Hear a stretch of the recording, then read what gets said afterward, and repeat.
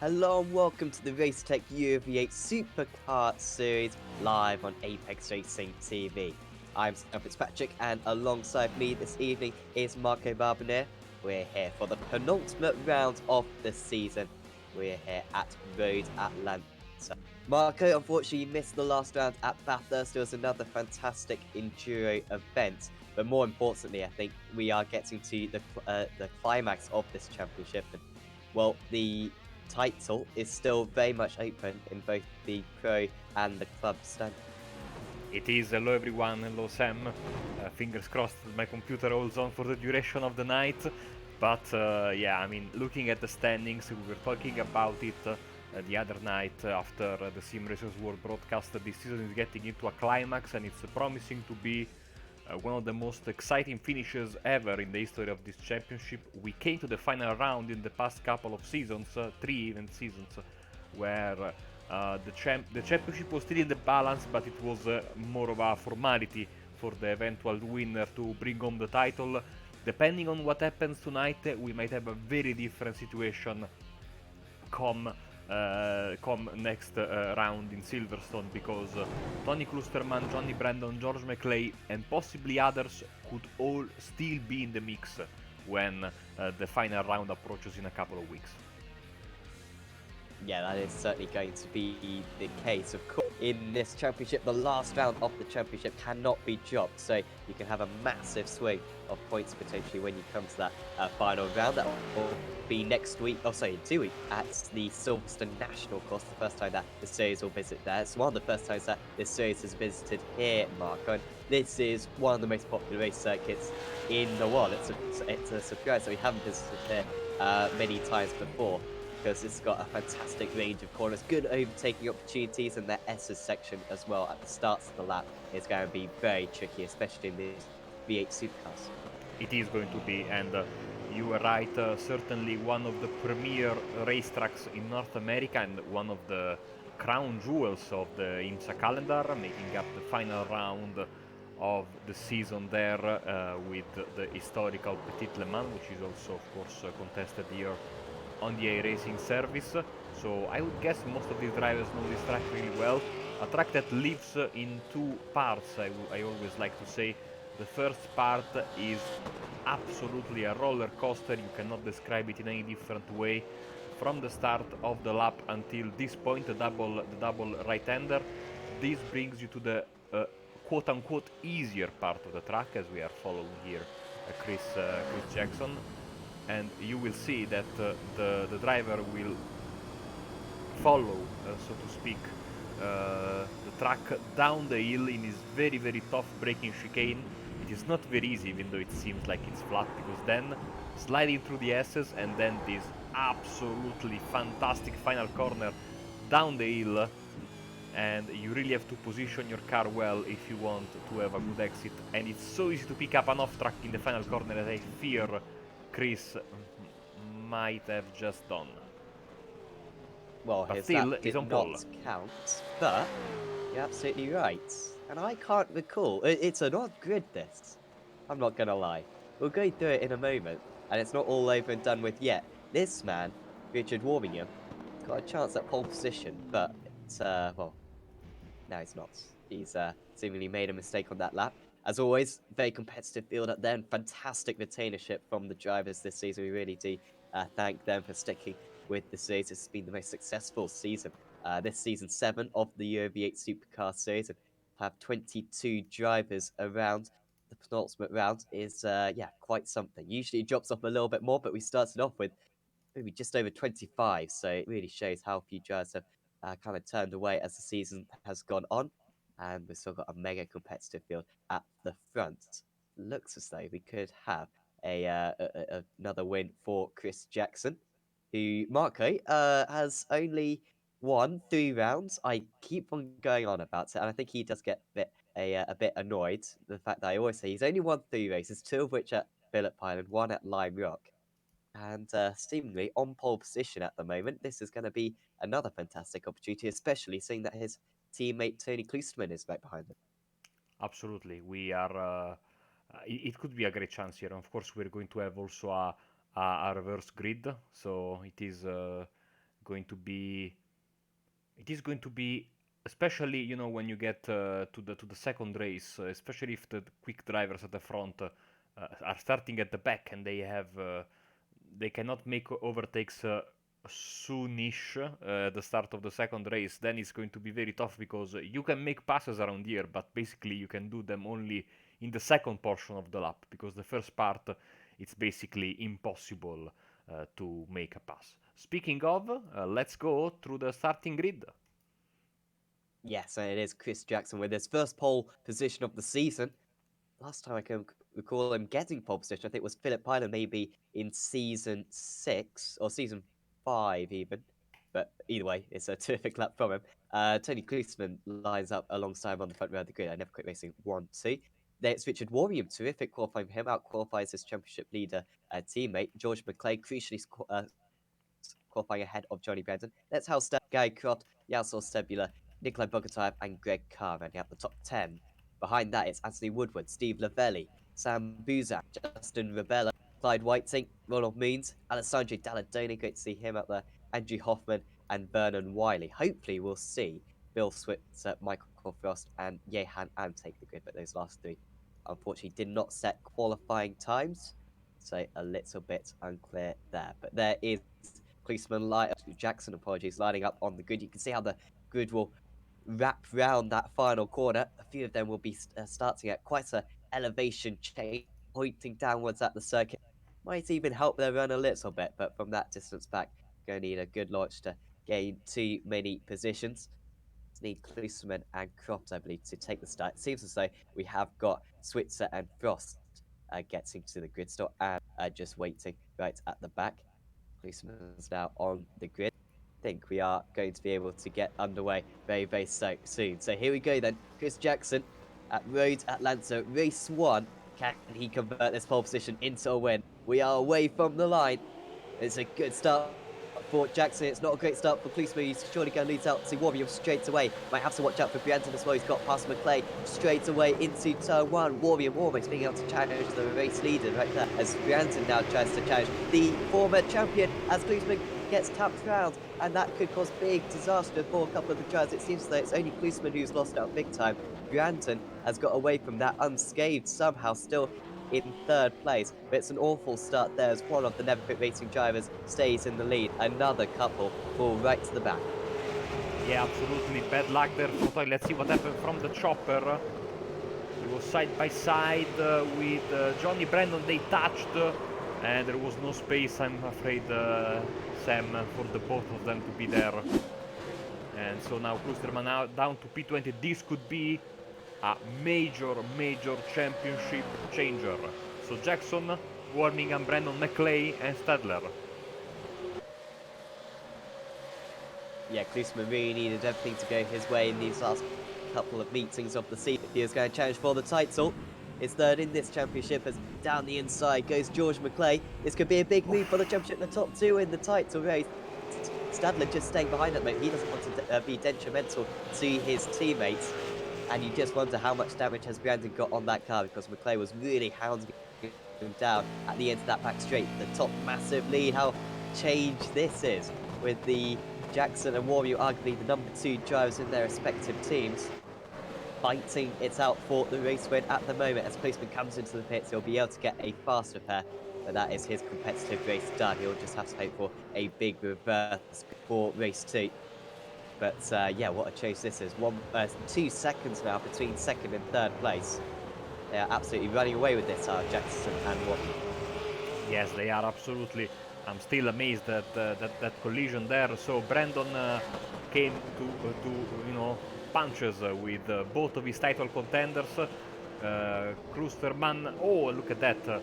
Stadler beside Klusterman paid a heavy price, whilst McClay is still there, as we see the beautiful throwback livery from Aaron Stadler. He couldn't use this in Bathurst because he couldn't attend the race, but he's using it today. But make no mistakes, like you were saying, McClay and Stadler teammates, and they will try to work together.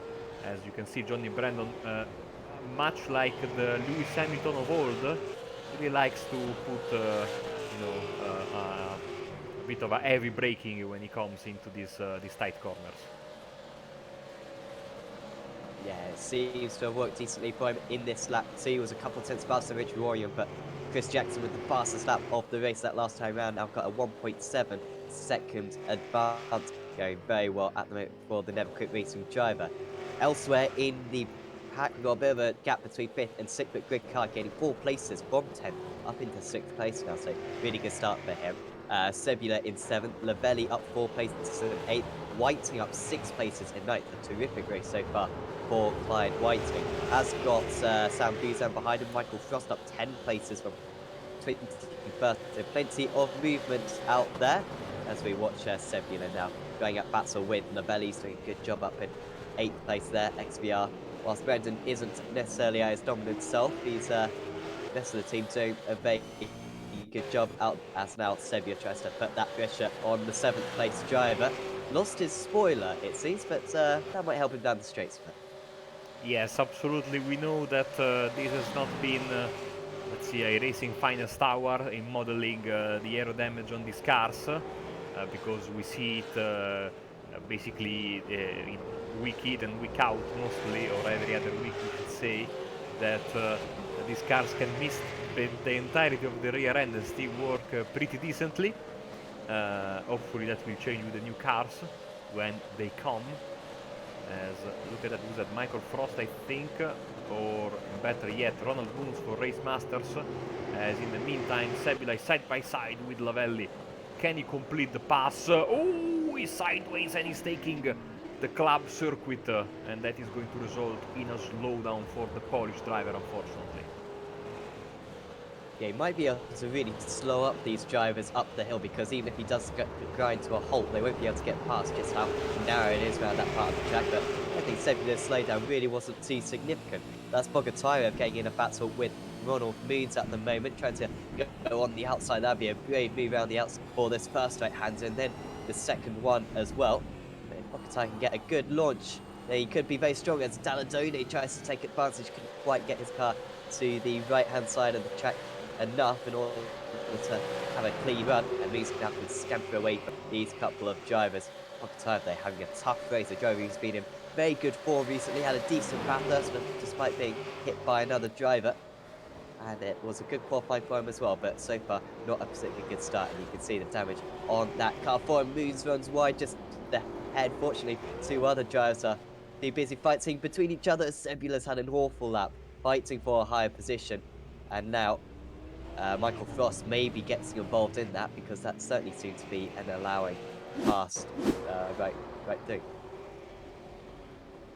Yeah, mistake there, and both of the drivers went around. Situation at the front, no, because we still have this fight here. Oh, around goes Bogotyrev.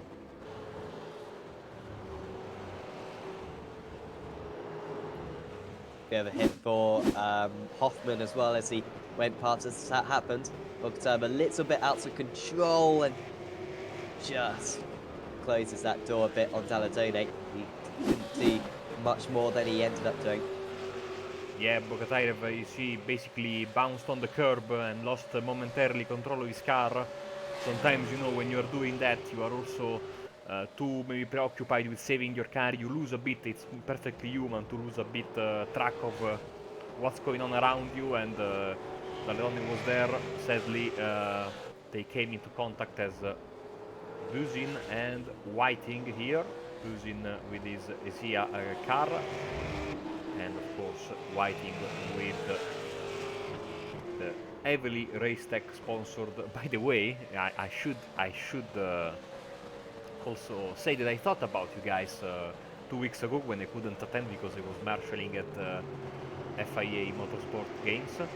Because, and I'm not joking, after 10 minutes of the first practice session of the weekend, so Friday morning, a car stopped on the entrance of pit road. Sadly, this was not televised, or maybe luckily this was not televised, because the entirety of the field got stuck behind this car at the entrance of pit road after the red flag. I went there to basically all of the pit crew guys, the pit lane guys went there to push this car. And the car had I was talking with the driver, it had a Racetech seat. and I Oh, awesome. immediately thought about you guys. I mean, I'm thinking about battles. Yeah, involved in all types of series, of course, the Racetech. Very pleased to have them as a sponsor for this series, and do certainly check out their Facebook page and their website as well, of course. Here comes Buzan then, trying to get past Whiting. He's had a brilliant race so far. Almost goes for the move. Very careful of these two drivers. Buzan, of course, a race winner at Watkins Glen earlier on this season. And if Whiting could finish where he is at the moment in 8th place, this would be one of his best sprint race finishes of the season, as Buzan surely going to smash it into a wall. That is a miraculous save. Left and right and left and right. He keeps it going in an approximate straight line, and that is one of the saves of the season, Marco. Yeah, I mean, look at this. He saved it not once but twice. The Isia Racing driver. Very, very lucky, but also very good. And sometimes having both of those characteristics really helps. McClay and Brandon still very close to each other. I don't know if Johnny has got some damage. I know that Richard is a very quick driver in front of him, but usually, you know, Brandon is the quicker of the XVR guys you know, every Saturday in this championship. But still, he hasn't been able to close in on his teammate there. Jackson is pulling away as they are lapping Vernon Wiley's. This is the first lapped car, and this is a very important thing, of course, because you need to be on the lead lap in this championship in order to be involved in the reverse grid, as Anthony Woodward makes a pass on Justin Rebello from Canada. Nice move there from the 265 car. Brandon is starting to close in a little bit now, so he was 1/10 of a second faster on the previous lap. He was actually half a second faster on the lap prior. It's a little bit of a question. Is there going to be some team orders? Of course, Warrium not in the championship hunt. A former club champion is Richard Warrium in season 5, I believe. Maybe it was season 4, not 100% sure. And Brandon, though, with a superb chance of getting his second pro title in this championship. So, might make sense for them to swap positions and give Brandon those extra 5 points. But, well, we'll see if they do any of that. Usually a very well-coordinated team at XPR. Don't usually crash into one another, which is quite a surprise, seeing that they often field many cars in some of the championships that we broadcast on Apex Racing TV. As Buzan going battle again with Whiting. This time he gets his car ahead, if only for a moment, because Whiting with terrific straight line speed. Don't know if that's damage or a set up difference. Tried to come across on his rival to cover the inside line. Buzan surely going to pick up a slowdown, taking all 4 wheels off the circuit. But he's not serving it at the moment. The car number 2 moves ahead and up into 8th place.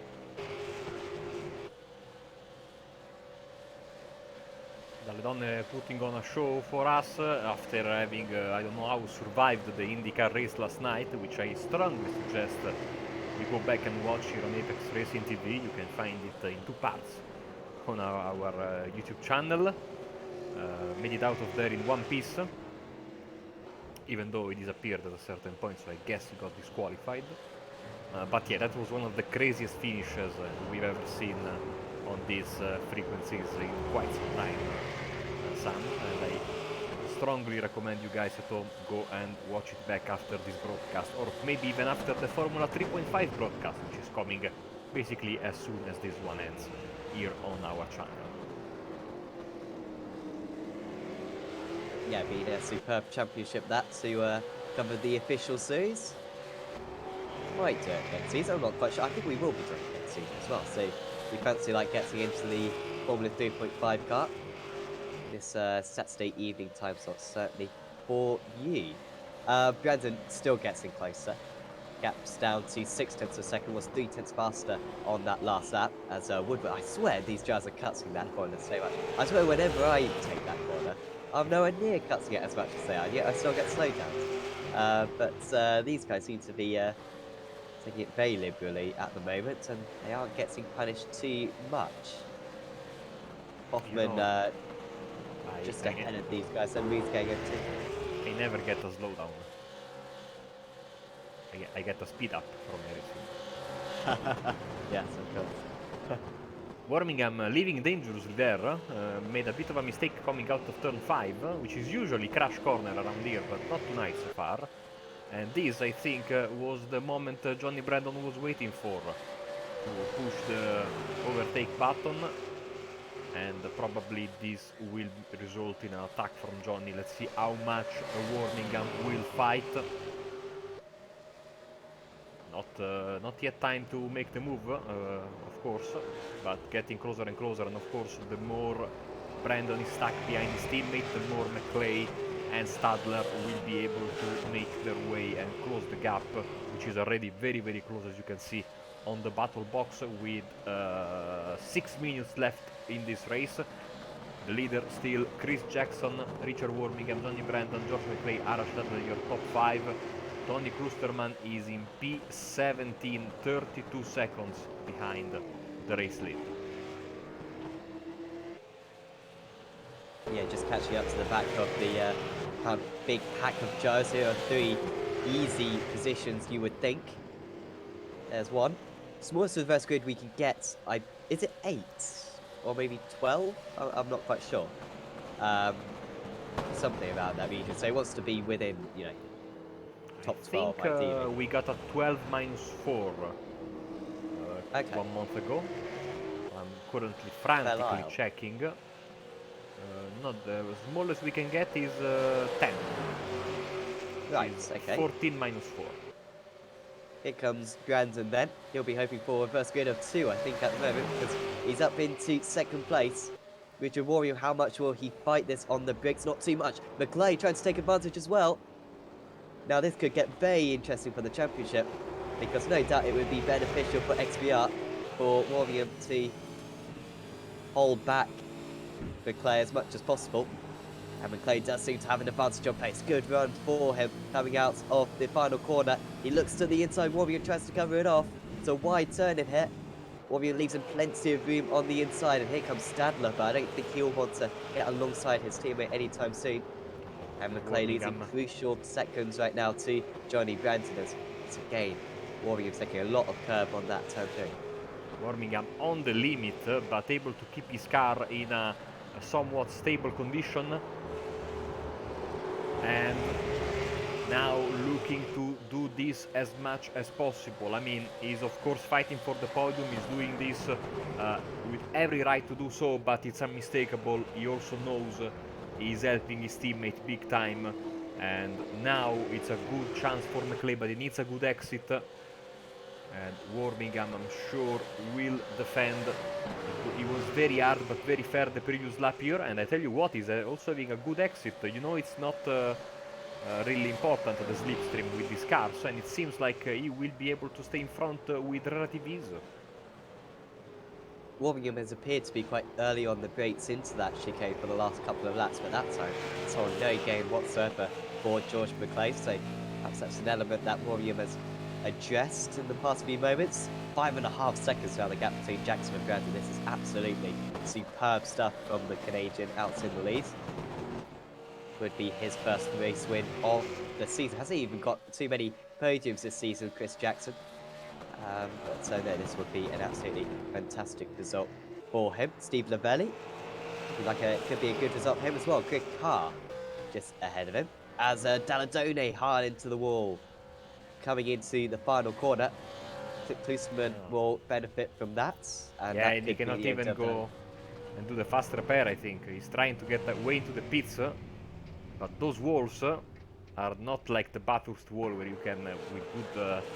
there is a technique in the Bathurst final corner, I don't know if you know about it, but if you hit the wall at the right angle, you get basically teleported over the wall into the pit lane, if you happen to miss it. Oh! Car is around, saves the car, and Lavelli waits for him very gentlemanly after this collision. Meanwhile, still holding his own for the final spot on the podium is Richard Birmingham.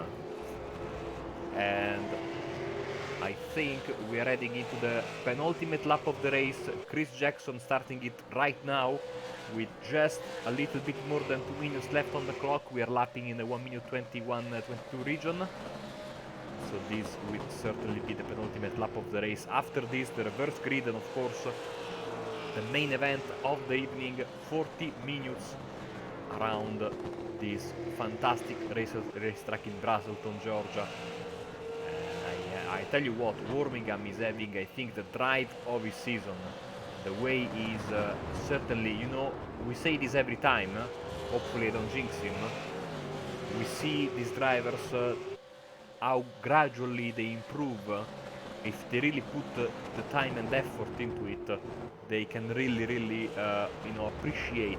They can and we can appreciate how much they've improved over the years. And Birmingham certainly, finally after his club championship, coming into his own and battling on pace as an equal to these great drivers in Brandon, McClay and Stadler. So fantastic for Richard. He's having once again a fantastic drive.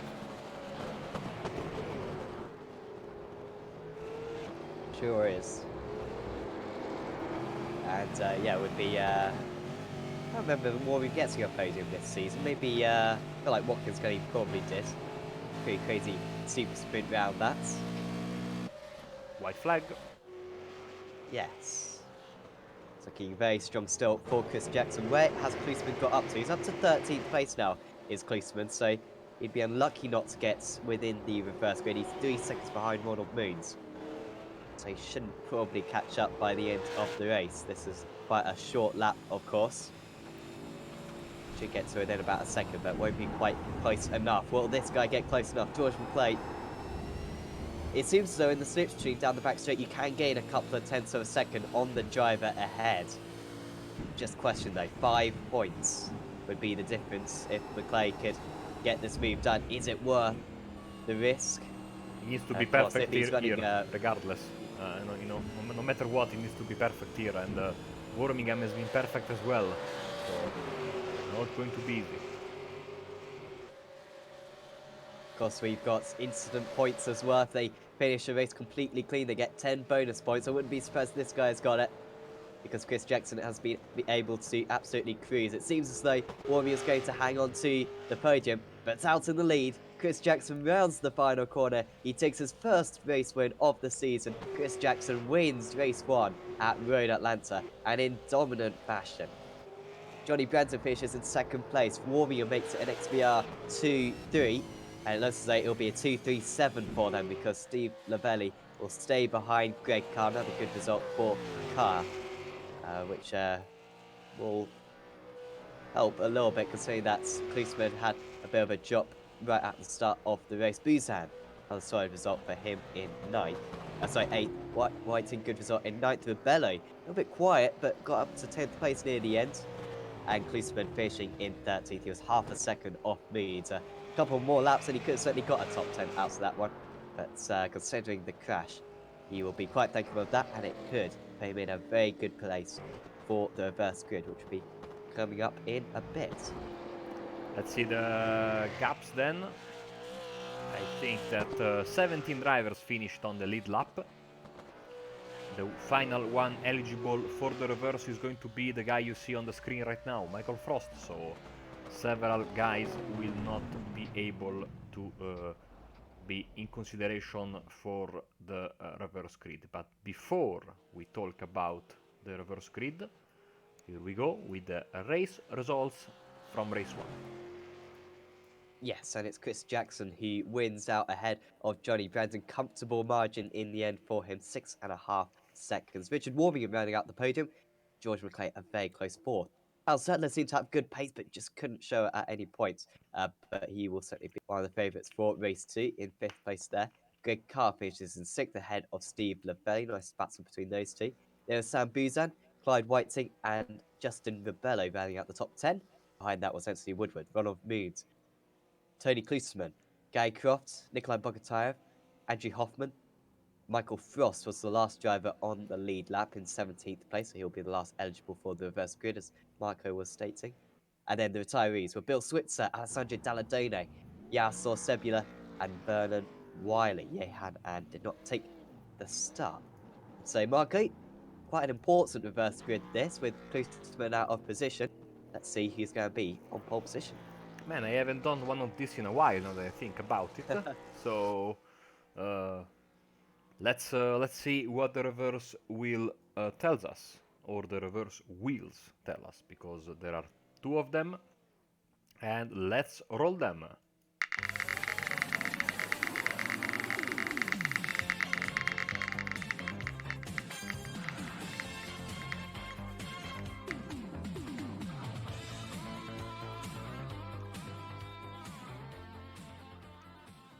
Going to be full -1. Which means Andrew Hoffman, we start from pole position, Bogatairev, Croft, Klusterman, and Moons, the top 5 for race 2. So bad luck to Michael Frost, and good for everyone else, including Tony Klusterman, who has a very good chance. Yes, definitely. I think that might be Hoffman's second pole position of the season. I think he got reverse grid pole at Belle as well. May have been other occasions, to be fair, as well. But a nice job there from Hoffman. Of course, Croft starts in second place at Belle. He went on to win. So starting third place could be a danger, but no doubt Tony Klusterman, the big favourite for that. Could be a clean sweep for Never Quit Racing tonight. So we will be back in about 20 minutes' time for the conclusion of tonight's race. We'll see you back right then.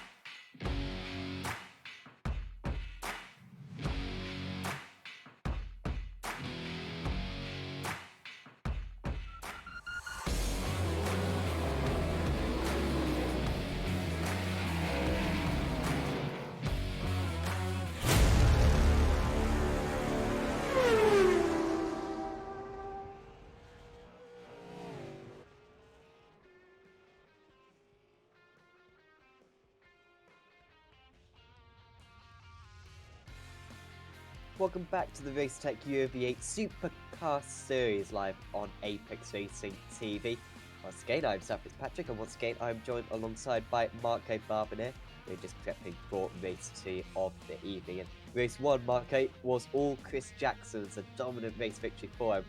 But after a 16-car reverse grid, it'll be very tricky for him to repeat that feat. However, a couple of his teammates, Guy Croft and Tony Crispo, have got a great chance of emulating his race win. Exactly, and let's go through the grid, Sam, because we have only 50 seconds until the start of this very exciting race 2. Yes, and on pole position is going to be Andrew Hoffman, with Nikolai Bogatyr starting alongside him on the front row of the grid. Then it's Guy Croft and Tony Crispo, perhaps the two favourites for this race. It's Ronald Moons, Anthony Woodward, Justin Rebello, Clyde Whiting, Sam Buzan, Steve Lavelli, Greg Carr, Hal Stadler, George McClay, Richard Warrior, Johnny Brandon, Chris Jackson, race 1 winner, and then Michael Frost, Bill Switzer, Yasser Sebula, and Vernon Wiley, rounding out the top 20 drivers.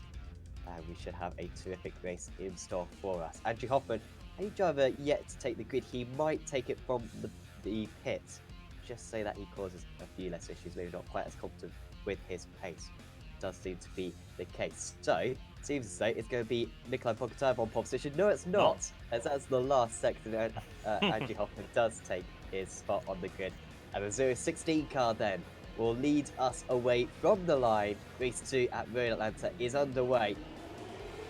Bogatyr with the better start. I'm not sure if he's going to be able to overtake going into turn 1. Policeman not being able to do too much. Will he be able to at least get past his teammate on the entrance as the drivers go double file into turn 1? Bogatyr straight away into the lead. Croft still ahead of Policeman. He's holding and to hold back Ronald Moons at the moment. Oh, he's off! The drivers side by side, very deep on the brakes. Fortunate not to make too much contact. That's good driving from these drivers through that very narrow part of off the again. circuit. Bogatyr, I think, just nursing his car a little bit off the track, but he is okay. Skating across the grasses, some of these drivers, and Bogatyr now is falling back down the order. Great shame. Great shame. Also, you saw whilst Hoffman, whilst Bogatyr was going wide for the second time, Hoffman was all sorts of sideways in the S's and made a fantastic save. And now Croft takes the lead, and look at Tony Klusterman coming through. Getting the slipstream from his teammate. I don't think Hoffman's going to put up too much of a resistance. Can Klusterman get his teammate as well on the brakes into the chicane, or will he just stay in line for now? He does just stay behind his rival, and the race leader got a little bit deep on the brakes, but it's all under control for him. So, as we come to the end of this opening lap as well, it's that Stadler, and Brandon also getting held up a little bit behind. I think that was Jackson. I think that was another Never Quit Racing driver, Greg Carr, I believe. Jackson still just ahead of Brandon in 12th and 13th place, so it's Croft who leads after one lap. Crofty, the commentator. Yeah, I mean, Sam is still excited about F1 qualifying as Buzin goes around, unfortunately, and loses several positions. And is down into 18th, now 19th. Stadler is in P18, so Sam is a much better, as you know, whichever makes the move. Sam has certainly been paying more attention than me. Do we know what is the preferred strategy for this second race? Oh, you expect far too much of me. Okay, I'm going to look at that. Don't worry. I am Road Atlanta.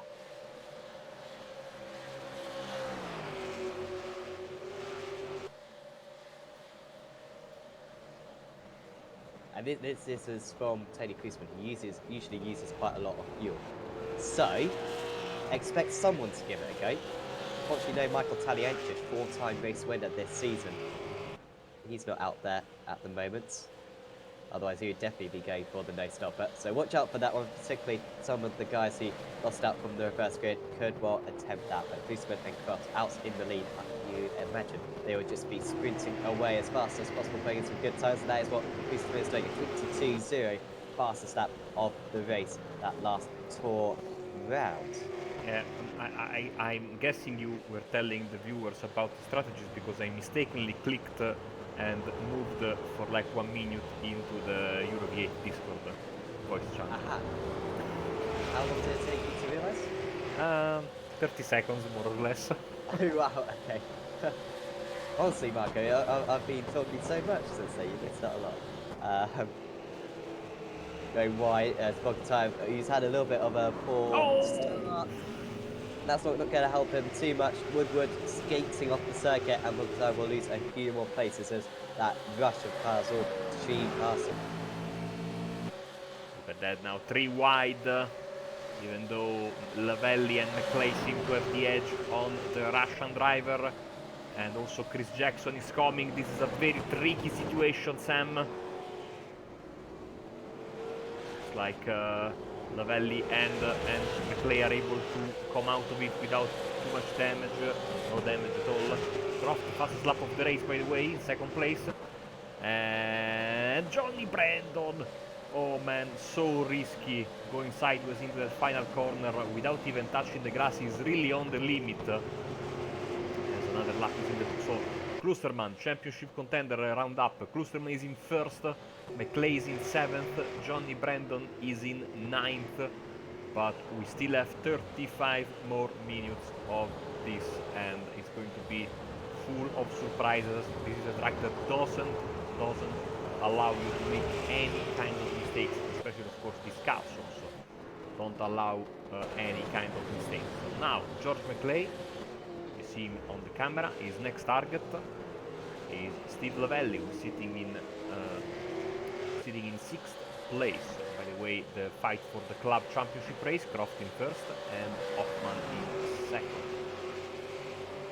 On the last lap, McClay was a little bit careful going into the chicane when he tried to get past Lavelli. I think this time he's going to be a bit more daring. Has to go to the outside once again. Good defense put up by the XVR Sim Racer. Can McClay fight his way around the outside here? Gets his nose on the inside. Lavelli has to leave him a bit of room. But once again, it's a better launch for him. And here comes Jackson trying to attack from behind.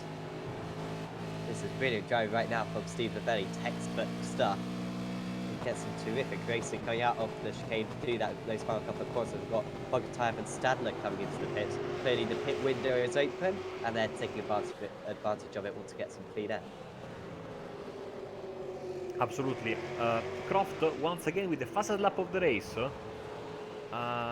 Maybe Klusterman is saving a bit of fuel. We'll see.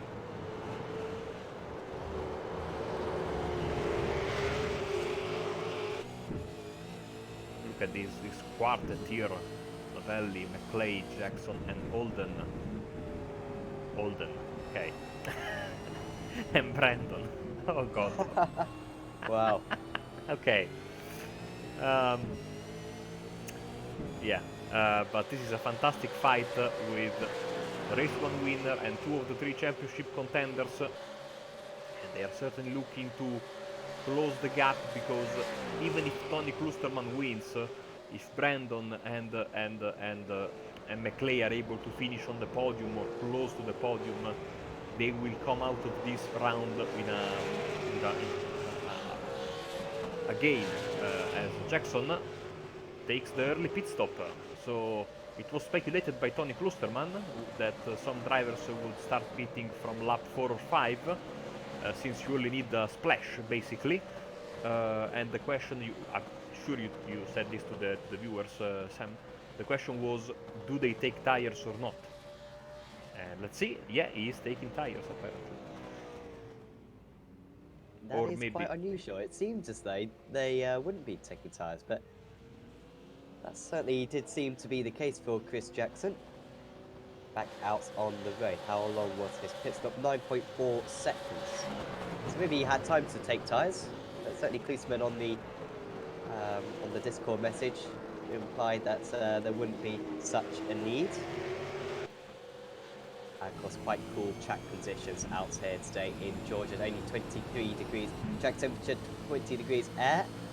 As I think probably 4th time lucky for George McClay. He's lost a lot of time so far, stuck behind Steve Lavelli. And he's going to go for the same move as he tried before. Now tries to go for the dummy, but just too wise there was Lavelli. Knew they had to keep his wits about him all the way. McLean though will have a better run coming out of the chicane. Perhaps an opportunity at a move into the first corner will be his. Being involved in very few collisions so far this season has George McLean, but he found it difficult to get past Johnny Brandon in race 1. He's finding difficulty overtaking once again here, and there's no luck around this part of the circuit. And yeah, for the next half lap, there's absolutely no one else. No, this first part of the lap, you just need to be careful. You need to remain calm, not be greedy, because otherwise you can really. And I'm surprised that this corner, this turn 5 here, hasn't been the scenario for most of the crashes tonight, because certainly it's one of the trickiest corner. Now McLean is trying for the outside on the XVR car. It always seems like he's been sandwiched between XVR cars. Now it's Brandon and Levelli. Let's jump on board with Brandon and see this fight, because I think Johnny has the best seat in the house. Here we go then, Levelli struggling for a straight line speed. McLean very deep on the brakes, he'll get it stopped, but Levelli just easing off the brakes a little bit just to improve his speed on corner entry. Contact between the two of them, and there's absolutely no way through for Brandon still. Now McLean's got the inside line, and that should be the move done. Here comes Brandon straight past his teammate. It's taken McLean about 5 laps to get past Levelli. It's taken Brandon a handful of seconds, and there goes Richard Warmingham as well. And of course Levelli would have been happier to see those two past than McLean, but there really wasn't too much he could do whatsoever once he was put offline, as I think that was a defensive move, was it, by Andrew Hoffman to keep Justin Revelli behind. Absolutely, you are right. Yes, they traded positions for a second, but Hoffman is back in front. Jackson, 120.5, fastest lap of the race. Sitting down in P15, as we bring on your screen the pit recap. And you can see only the drivers from 15th and downwards have pitted. 2 of them, Sebula and Wiley, sadly are out of the running for this race. We are about to get, as you can see from the picture, Sam, a big train of cars from Hoffman down to Levelli. Battle for 3rd place, and you can see it's getting quite crowded out there.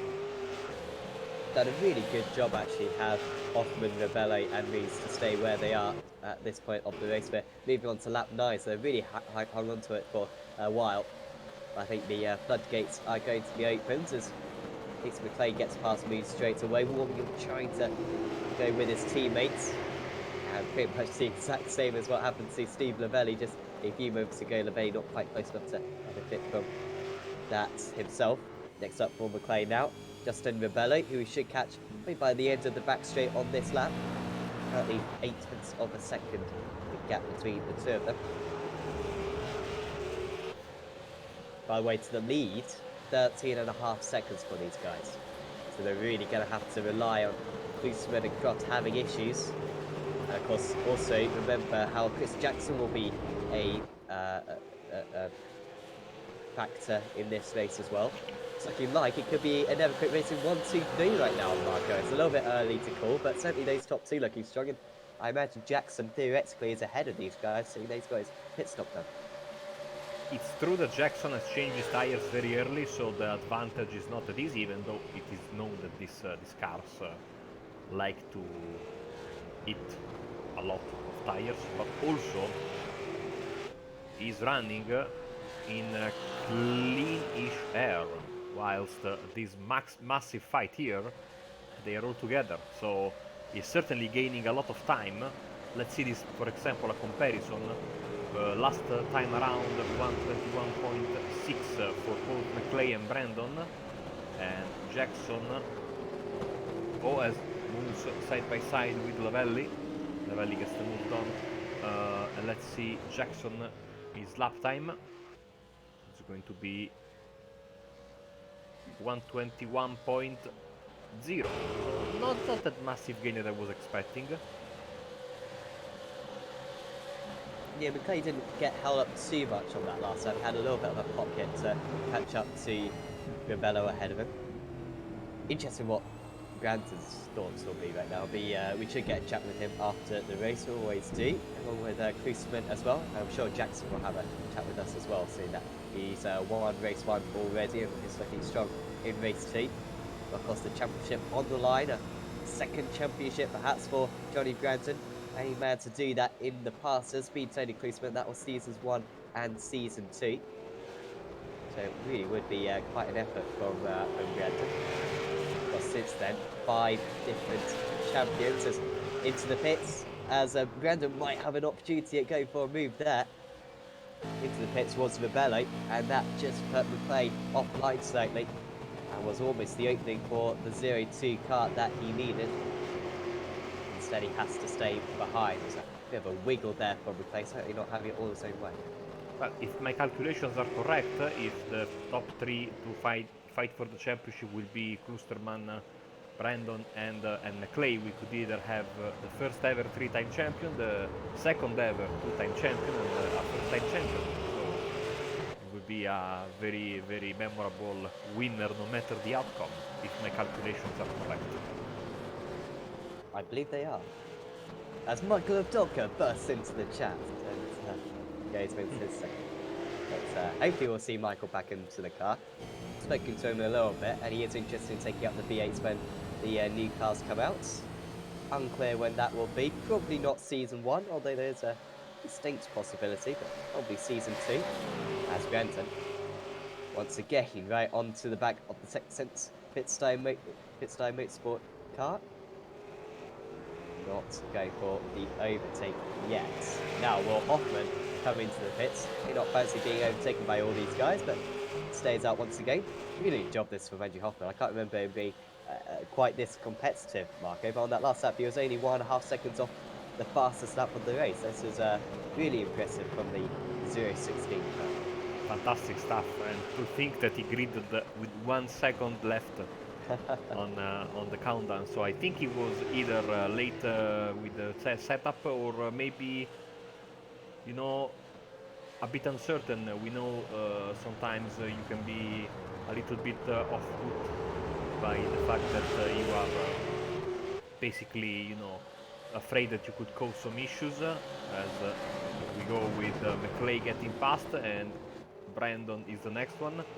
But he really did a good job, and still looking very good for both the overall race and of course the club racing, which is second behind Gary Croft.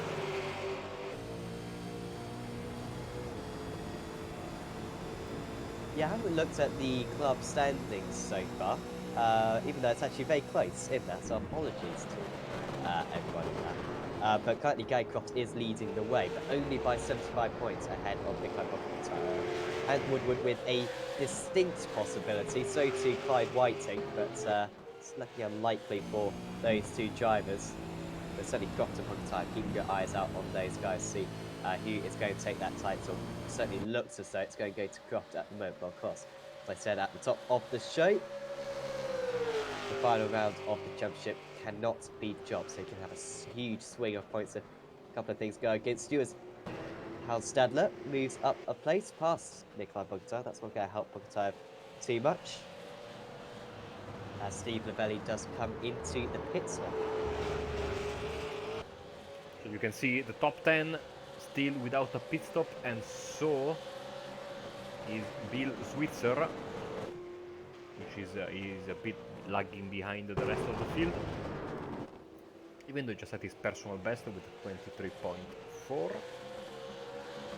All eyes are on this top 5, especially what is Tony Klusterman and Gary going to do, what is Gary Croft going to do, leader of the club race, and of course Brandon Hoffman, Birmingham, and of course Chris Jackson, another driver we are certainly keeping an eye on, because he has already done his pit stop, so he is just in the condition of pushing until the end of the race. But of course you also have to know that come the end of the race you're going to have worse tires than your opponents if they do take tires, so you need to manage them to last you the full 40 minutes, as we are getting closer and closer to the halfway mark of this race.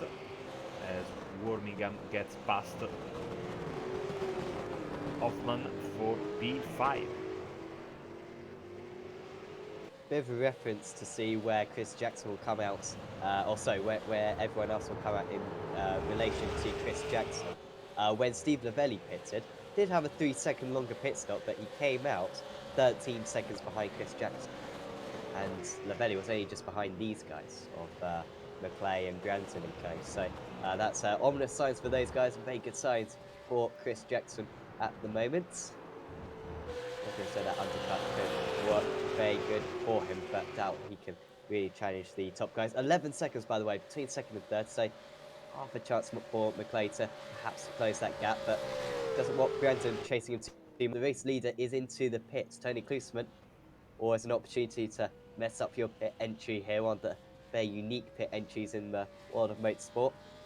Klusman will drop down behind these guys, should come out. A bit of traffic, there's not really two big gaps out there. One of me saying Clyde Whiting got 6 seconds between those two. He will be hoping that he comes out somewhere around there. Well, thankfully Tony pitted because I was just about to say that maybe he was going for the no-stopper. But you were talking so you didn't say anything. And here he comes. Is he going to be in front of Clyde Whiting? I think he will. Yeah, so right, Chris that gap. Jackson is here. Now the ball is in McClay's and Brandon's court. What will they do?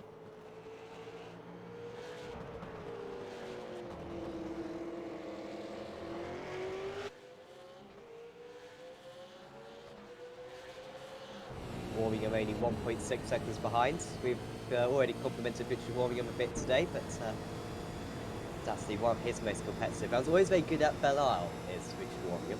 Got a podium a couple of seasons ago at Belle Isle in the Enduro race. Oh, Sure. Brandon. Brandon. Croft is in from the Yes. lead. They stay out, both of them. So I assume these two guys are fully fueled then, unless Brandon's going for an absolute wild card and it has been saving fuel behind, but not too much lifting coasting into turn 1. Would be very bold and perhaps a bit unnecessary considering his position in the jump.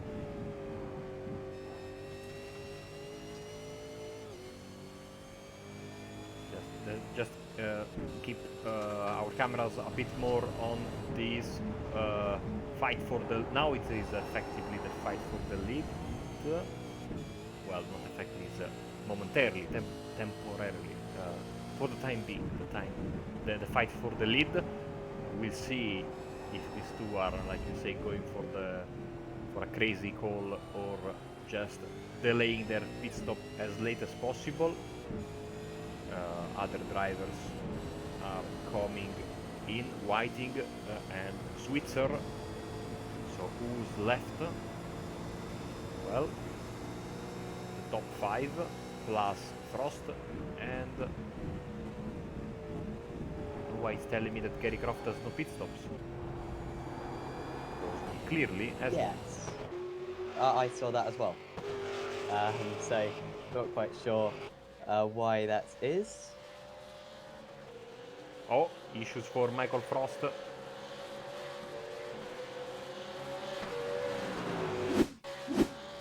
Oh wow, proper spin for him. Thought it might have just been a slowdown, but no, that's a big spin from him. Driver who hasn't pitted yet. And just applying the power. It's so tricky in these cars. I mean, whenever I jump into these cars and maybe do a couple of laps with the track that's coming up for this series in the coming week, it constantly surprises me how difficult it is to apply the throttle in this thing. It's so much different from every other car in iRacing. Just confirmation that Gary Croft did come into the pits. So yeah. We're not sure why our timing screens are telling us otherwise, but certainly has been given some extra fuel and some new tyres as well. Yeah, I was looking at the timing, said that he came into the pits, but there was no recording of his time in the pit stall, so maybe I thought he missed his pit lane, pit stall, but no, he came in and went out. Maybe his connection played a little bit of a a trick to us, and just as he was getting into his pits or coming up. Whatever the case, he's out of the pits, and once again, let's see where Tony Klusterman is. P6, Chris Jackson is in P8. Other guys have to stop, but so far it seems like Johnny Brandon is not forcing the issue. Now, careful, because they have a lap car in front of them, which beautifully moves out of the way. Vernon Wiley, who I think made his debut at first. 100% sure.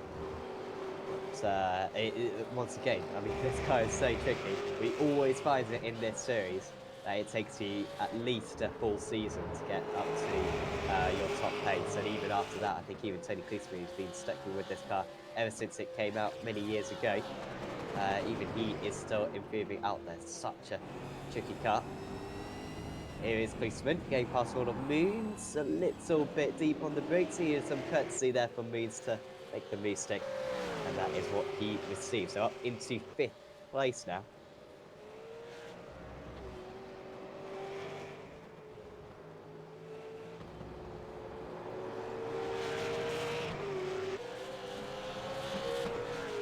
Stay out again, 2 leaders. Birmingham stays out. Let's see, Andrew Hoffman stays out, and of course next in line is Tony Klusterman, already pitted. He's looking really good. So this point in time, Sam, I'm not sure that these two guys are going to stop, or maybe even Birmingham, you know. There is still time, the pit window is still open, but certainly looking like if they pit, they are going to lose everything, you know, compared to Tony and Jackson. Yeah, because especially Jackson. Yeah, because Klusterman was 10 seconds ahead, no? So it's tough to make the race on him. It's quite difficult to see why they would hit after halfway, seeing that, of course, you can't want the freshest tyres across the race.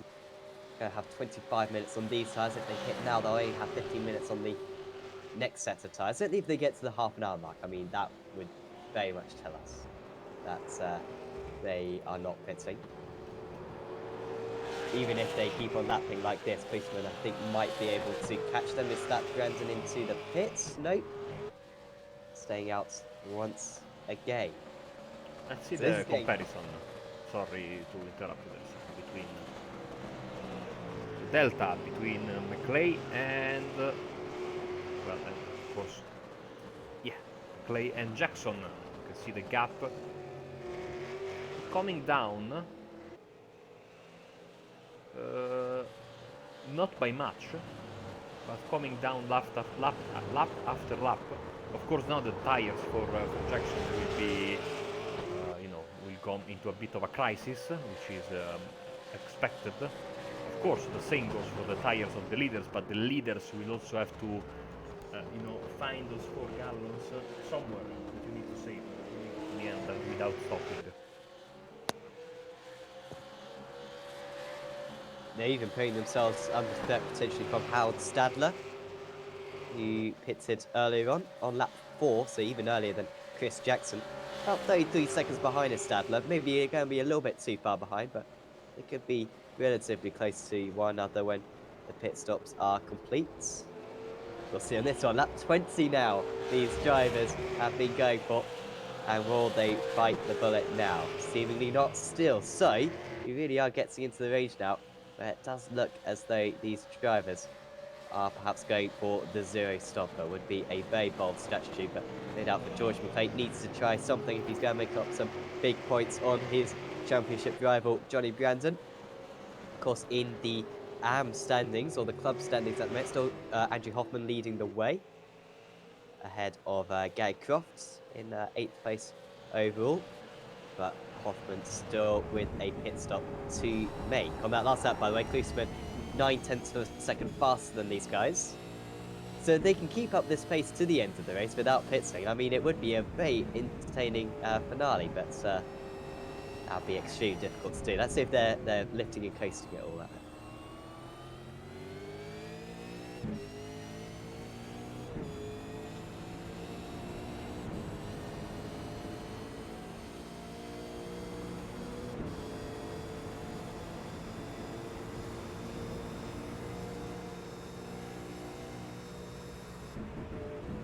Certainly lifting and coasting for McClay.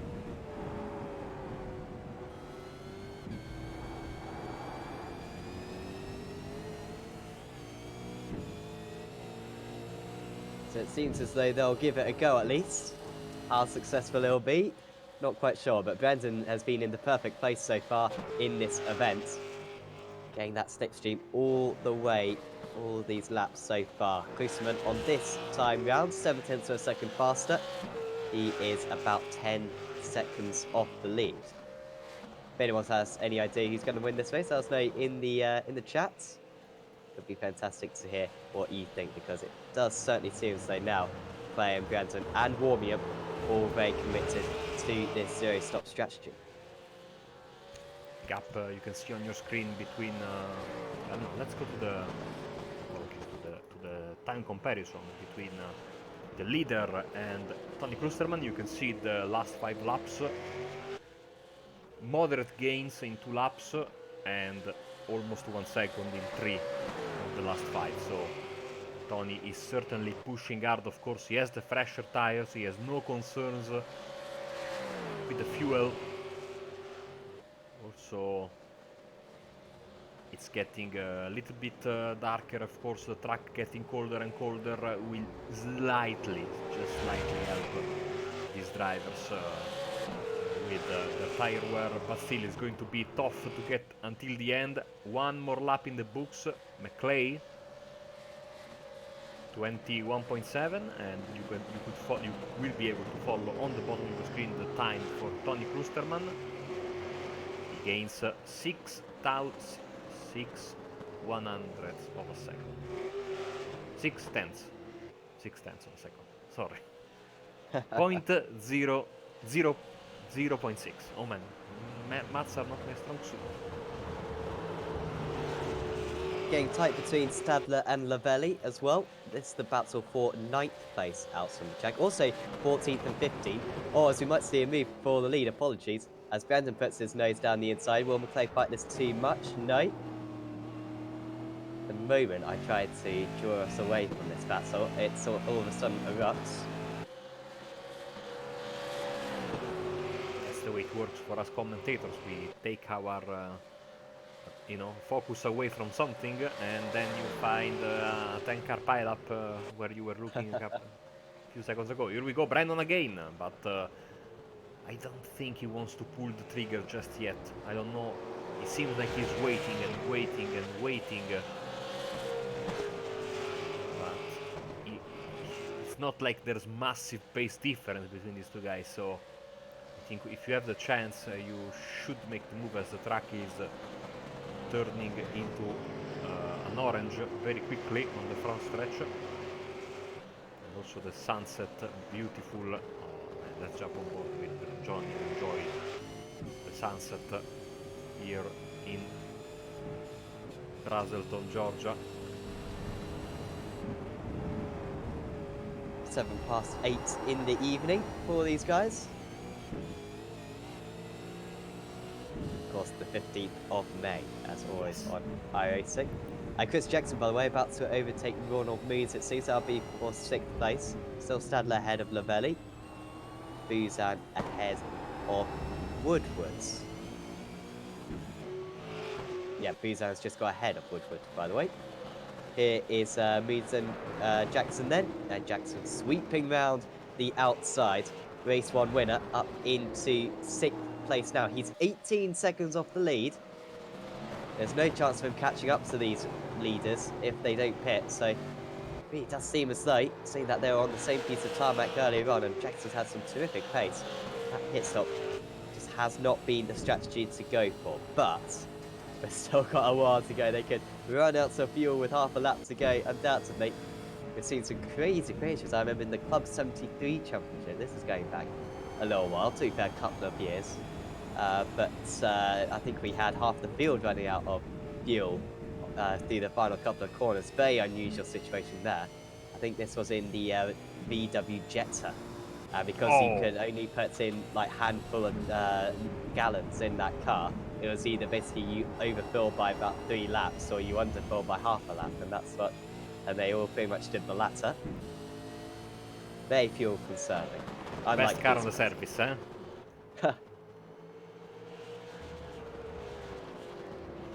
Also, we haven't talked much about him, but still looking good is Richard Wormingham, waiting in 3rd place.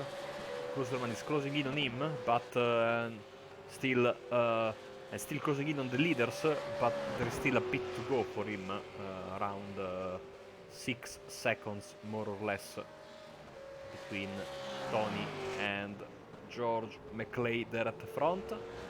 And with each passing lap, of course, the clock ticks down more and more as Jackson moves up to 5th.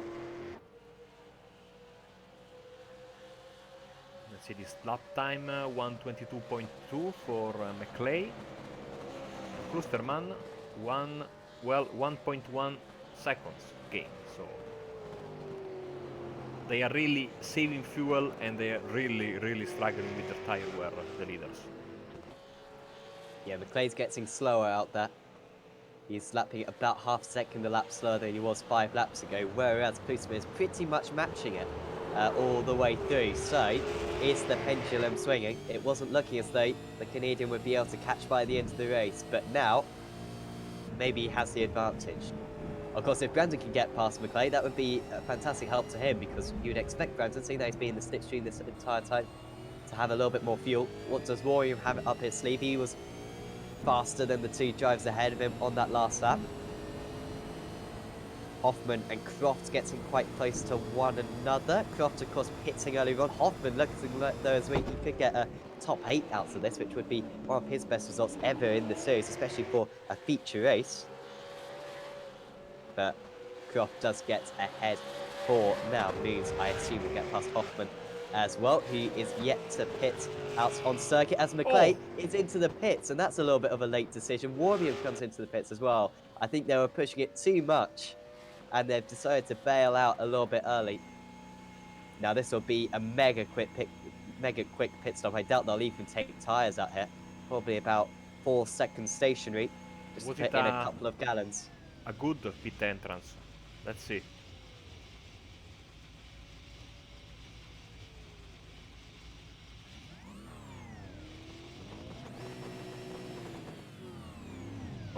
Oh, he's held.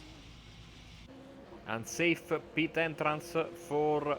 He's not changing tires, you see he's stuck on the floor, so he's not changing his tires. He's serving an unsafe pit entrance. That is absolutely amazing. Terrible moment for George McClay. Huge moment for the championship, Sam. Yeah, because now his 2 championship rivals, Brandon and Klosterman, leading the way. What will Brandon do? Will he risk it? Will he go for the race win, or will he take the easy way out, just as his teammate Warmingham did, and just as McClay did? He's now down in 10th place, and will do well to gain any place. He's got 5 seconds to catch up to great cars. Now Brandon does come into the pits. So we were saying how the 0 stopper, that was the way to go, and they nearly made it, but just lacking that extra couple of laps. They only had a couple of laps to go, and now Klosterman will have a vast gap out in the lead. What's happened to Croft? Making a mistake. Jackson will move up into 2nd place. There is Brandon stationary. He's taking tyres as well. I'm surprised that these drivers are still taking tyres. 7 seconds stationary though, so really doesn't take too long. And Croft makes it an XBR 1-2-3. Will Warrior get ahead of Brandon? No, he won't. So you can see how much time that unsafe pit entry cost George McClay, because he is down in 10th place, whereas Johnny Brandon's up in 4th place, and he was ahead of Brandon before the pit stop. So, that is a great shame for the TechSense Pitstop Motorsport driver. Absolutely, and I'm sure these will be valuable points that he would have liked, of course, to have come Silverstone, but that's the way it works. So here is the pit stop roundup. Gary Croft disregard the graphics, he has one stop as well. So everyone is pitted. It's a dash to the finish, and let's see who gets the more out of it. For McClay, he is in P10 and he's 4.2 seconds away, 4.3 seconds away from Greg Carr, so a long way to go if he wants to make up a position. In the meantime, Harald Stedler, Steve Lavelle, Nikolai Bogatayrev, 6th, 7th and 8th. This is the closest battle on the field. Stadler's been defending from Lavelle for pretty much since their pit stop about 20 minutes ago. Lavelle just has not found a way past. Bogatayrev slowly catching them up, though it was 0.3 of a second faster on that last tour. And on this tour, about another 0.3 of a second once again. Greg Carr is only just behind these guys. McClay as well will be catching rapidly. Their pace is actually pretty good. Stadler, as Lavelle goes for a move. And now Stadler runs wide. Tries to get his car into the middle of the circuit to cover off any attempt at an overtake. And he's done that very well, has the Austrian. This lap 29 of this race. We've only got one more to go after this one.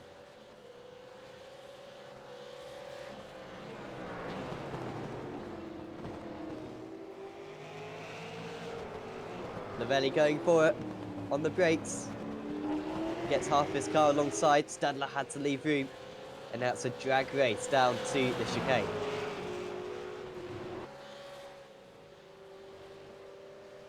Oh, contact between the two of them down the back straight.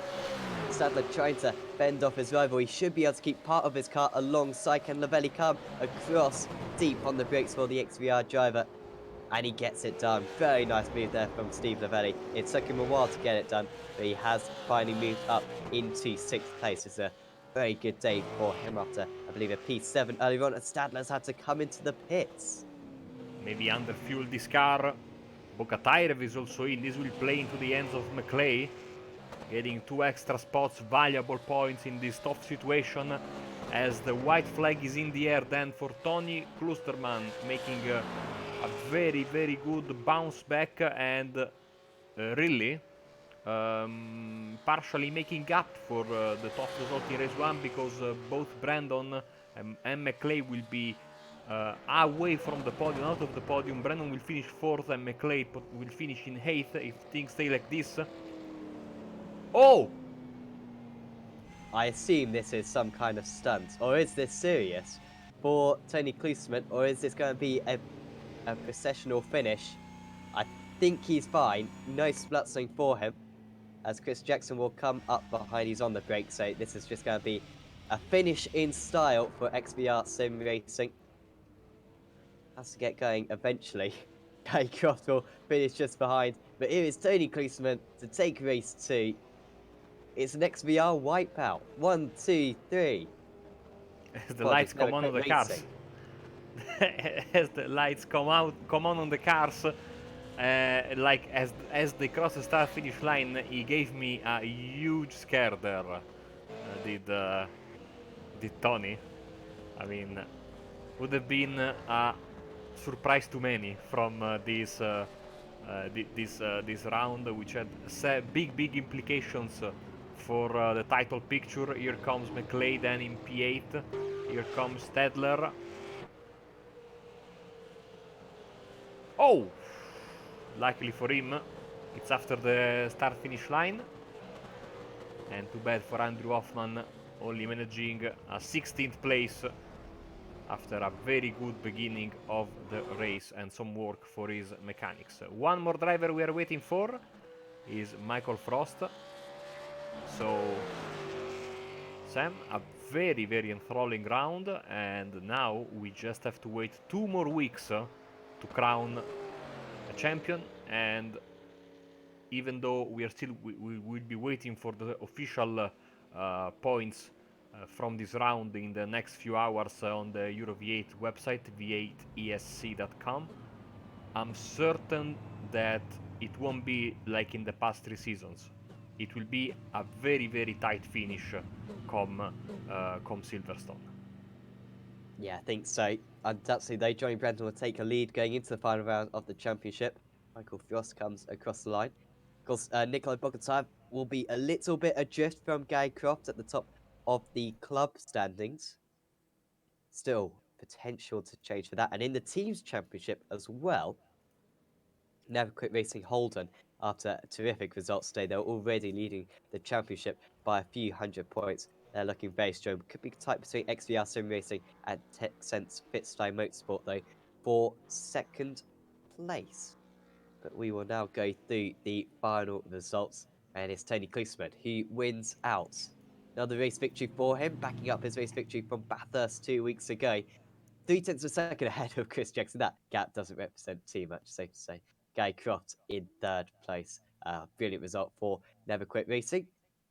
Johnny Brenton and Richard Warmium finished in fourth and fifth. Great result. Great driving from Warmium today. Good results for Brenton as well. A second and a fourth.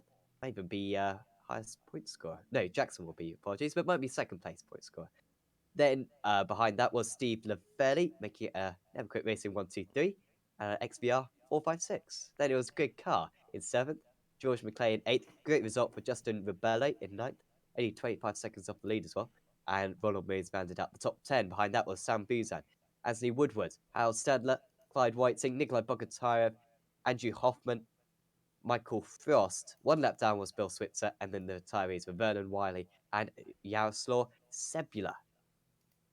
So, we will have some interviews with Jazz, and we can always rely on a few Jazz having an interview with us. First up, I think we'll have a chat with Chris Jackson. He managed to take the race one victory. Congratulations out there, Chris. Your first pole position of the season and your first win of the season. You must be delighted. Yeah, definitely. Thank you very much. It's finally a track that kind of came together. I had a bit of practice this week with awesome set from the team and a bit of confidence around here, and it felt really good. In that, how good was that qualifying lap? Because to outpace Tony, you of all people know how tricky that is over a single lap, but you just about pipped him by a tenth of a second. He's very, very quick. So anytime I can get ahead of Tony or Johnny Brandon, George McClay, etc., those quick guys are so fast. So I'm very happy with getting a pole. And in race two, we were doubting your strategy a little bit because you were a bit adrift. It looked as though the zero stopper might be possible. Was there any doubts in your minds? The fact that the top few drivers were staying out for so long, did you think that maybe they'd try the zero stopper?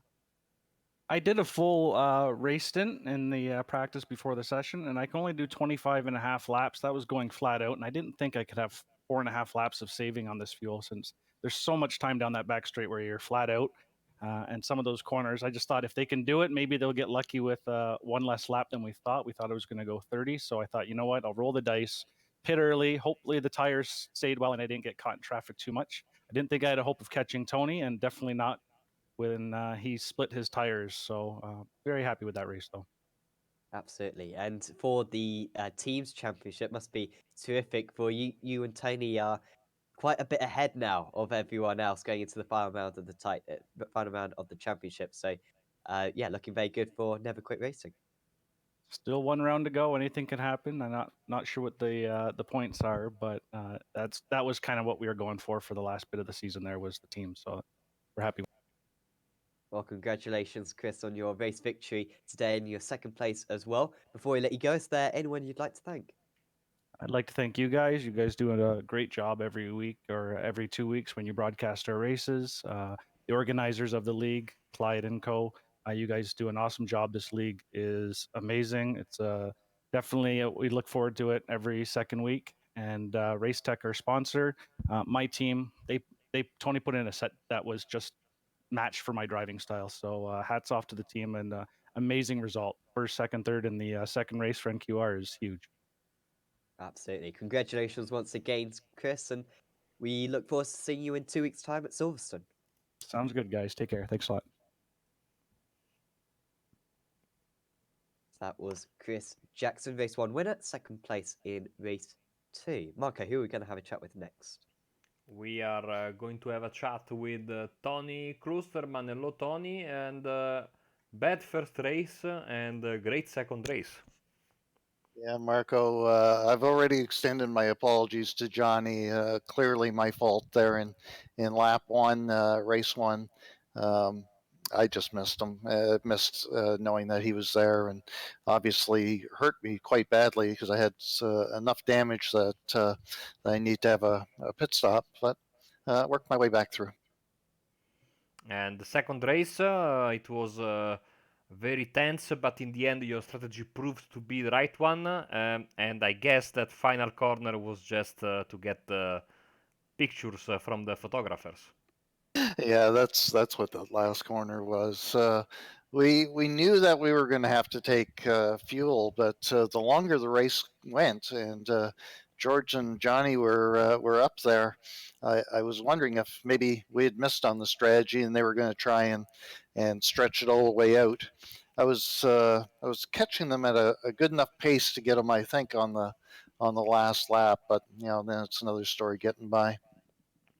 And so next week, two weeks from now, sorry, Silverstone. We had three season finales in the past 3 seasons where the championship was still theoretically open, but it was more of a formality. I think it's going to be different. What is your situation if you know about it, and are you confident for Silverstone? Well, the new Silverstone, I haven't turned any laps at all, so I guess I better start practicing. As far as the standings go, I think the top 4 or 5, there won't be any change unless somebody doesn't show up. I think everybody's pretty much in place. Now, Chris grabbed a bunch of places on me today, so he might have tightened it up to third. We'll have to take a look. Thank you very much, Tony. Before we let you go, anyone you would like to thank? Just our teammates. Everybody worked hard on the set this week. Gary showed great pace there in the last race. It was nice to see him get a great result. Chris with another win, well deserved. He had pace all this week. Thanks to Racetech for sponsoring the league, and you guys for doing the broadcast. Thank you very much, Tony. Congratulations, and we will catch you in a couple of weeks' time. Okay, take care, guys. So that was Tony Klusterman, race 2 winner, of course. I think at least our next interview, might be our last interview as well, will be with Johnny Brandon, who has a couple of top 4 finishes today. Johnny, first question, big thing. Were you going for the zero stopper, and how close were you to making it? I was going for it, only from about 15 minutes into the race, though, which was the problem. And I took on 1.6 or 1.4 gallons. If I'd have gone from it from the start, I'd have made it.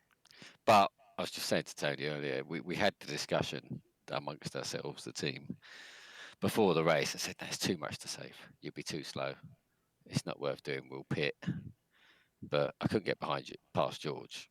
And then he started slowing down. The pace was so slow. I thought, okay, I'll just save everywhere and save the tyres. And frustratingly, was just shy. But I'll take that all day. Definitely. Back to race 1, of course. Got beat by the, or a little bit further down on the grid, I believe 4th place, but the race went pretty well, and you ended up in 2nd place. A nice start, and then a nice move on Richard. Yeah, I've been struggling around here. Did a bit of practice yesterday and a little bit before. For some reason, I'm just struggling slightly. Not putting a lot of time into the car.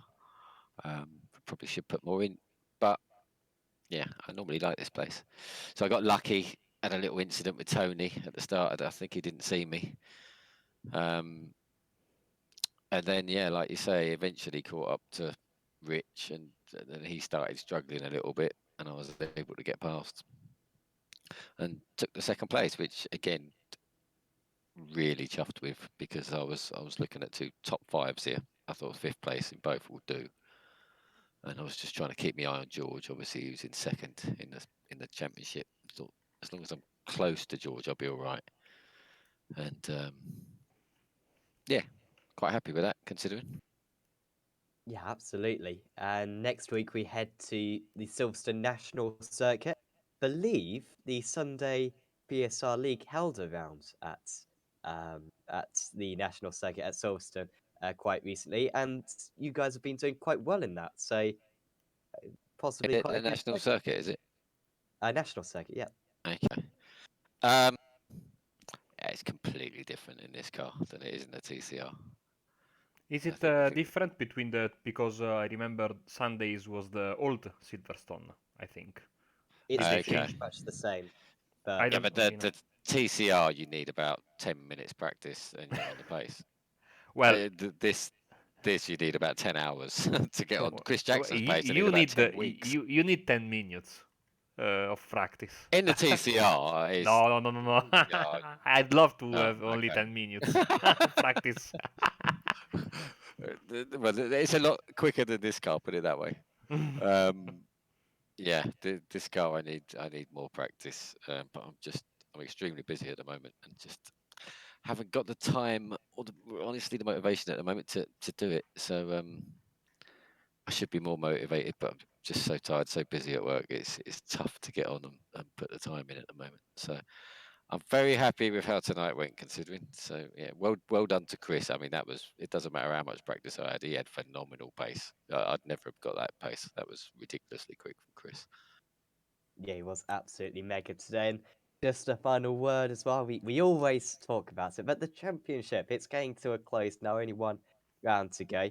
Got quite a healthy margin going into the last round of the season. Will that kind of change your driving style at all? Maybe just try to finish all the races, because as long as you do that, should be title number 2 heading your way. 2 weeks, Sam. 2 weeks. 2 weeks, then I'll start answering these questions. we'll see. Anything can happen. You can't drop the final round. So, all it takes is somebody to make a mistake like Tony did and not see me. I was lucky to get away with that in race 1. If that puts me in the wall and you get a black and orange meatball flag and lose all the points in race, suddenly it's all square and all to play for. So the lead means nothing, really. It's just got to keep it clean next week and keep my fingers crossed nothing strange happens. And yeah, you never know what's going to happen. It's racing at the end of the day. Hope no one crashes in front of me. I hope I don't have any stupid moments, which isn't unheard of. And we'll see how we get on, but a long way to go. Well, we wish you the best of luck for that final round of the championship. Johnny, before we let you go, is there any shout outs you'd like to give? You guys, obviously. I'll have a look at the broadcast. I'm sure it's great as always. Racetech, Clyde, everyone that organises the league. XVR, all my teammates in XVR, except for Nickel, who refuses to help. Everybody in XVR, Simmortal. Yeah, that's about it. Thanks, guys. Awesome. Well, thanks. I say, well played to Rich Warmingham. I mean, different Yes. league round here, unbelievably fast. So hopefully he can keep that going. But yeah, special shout out to Rich. Awesome. Well, Johnny, I'm sure we'll see you next Thursday for the TCR League, and best of luck for Silverstone in 2 weeks' time. Cheers, guys. See you there. So that was Johnny Brandon. Second and fourth place finishes today. Marco, I think we're going to have one more interview. We absolutely can. We have with us Gary Croft. Hello, Gary. Hopefully, Gary can hear us. Hello, Gary Croft. Uh-oh, can you hear me all right? Oh, now we can hear you. Welcome to the booth. Thank you. How you doing? Doing fine. How about you? Especially this second race, you must be very, very happy. Yeah, that was that was pretty cool to be able to cross the line there together. They had to wait for me, those guys. What did you do differently, and how different how different was race 2 from race 1? I was more comfortable in the car. I think this is one of these circuits where on the lighter fuel load, it's a bit more taily and more difficult to drive, and I just more comfortable with the car. I felt really good in it actually. Some drivers pitted very early, some drivers pitted very late. You seem to be in a bit of a middle ground, and I think that in the end your strategy paid off. Yeah, I was driving to the tires really. Just the tires still felt pretty good even when I pitted, so I must have got pretty spot on with the setup for that race. It worked out this time. Had a bit of a mare the last few meetings, so it's good to get a good result. And in 2 weeks' time, it's going to be Silverstone for a triple header, the super sprint event to close out the championship. Are you feeling confident for that race? Yeah, well, I'm not overconfident. I haven't driven that sprint circuit. I love the Silverstone full circuit. I wish it was on that, but we'll get into it during the week, and it's pretty keen, isn't it? Those sprint races. Looking forward to it. Awesome, Gary. Congratulations again on the podium. Before we let you go, anyone you'd like to thank? Oh, look, thank you to Racetech for sponsoring the series. To Team NQR, some ability, and a shout out to all the drivers. Turning up each week with the sprint series and the main series, it's a bit of a commitment for sure. So, shout out to all of the drivers. Cheers, guys. Awesome, Gary. Catch you in a couple of weeks, and congratulations once again. Thank you. Catch up. And that was Gary Croft talking with us in the booth after a fantastic podium. Of course, Gary, one of the few, if not the only driver in the series from New Zealand. So another one of those heroes, Sam, that stays up in ungodly hours to race in this championship, and this makes it heroic. And we thank all the drivers that they are not from Europe, but they still take their time to compete in this championship, and some of them are some of the best drivers in the series. And it's great commitment, but this is a fantastic league, and the numbers, like we were saying in the opening of the race, are still good. Remember, this is a free series; anyone can join. The community is very open, and they will help you a lot. There are many practices, and of course, from this season, the sprint series running opposite Saturdays to this series here, and it always follows the main series schedule, so you can do some valuable practice and race 1 week before the big one, these events here in the main series. And of course, also, Sam, don't forget, well, you know about it. Let's not forget that it's about to be time for the Formula 3.5 Championship, the official series, which is starting, I think, in a matter of minutes here on Apex Racing TV. So I think it is time to wrap up the proceedings from Road Atlanta. Yes, absolutely. And certainly check out all of Apex Racing TV's upcoming broadcast. Tomorrow we're broadcasting the Aussie Mixed and Fixed. Just a little bit of a shout out as well for the American GT Championship. That starts in 1 week time. If you fancy taking part in some GTE and GT3 reverse grids and American circuits, certainly do check out our Facebook page. There'll be a pinned post with all the sign up details for that series. But like I said, Aussie Mixed and Fixed tomorrow. Then we've got all kinds of series on Apex Racing TV. Lots of series as well, of course, on the iRacing Esports Network. We broadcast on a Monday, Tuesday, Wednesday, and Thursday nights. And of course, in 2 weeks' time, we'll be around for the Season 7 finale at Silverstone National Circuit in the Racetech Euro V8 Supercar Series. But for now, from me and from Marco, we'll say goodbye, and we'll see you next time.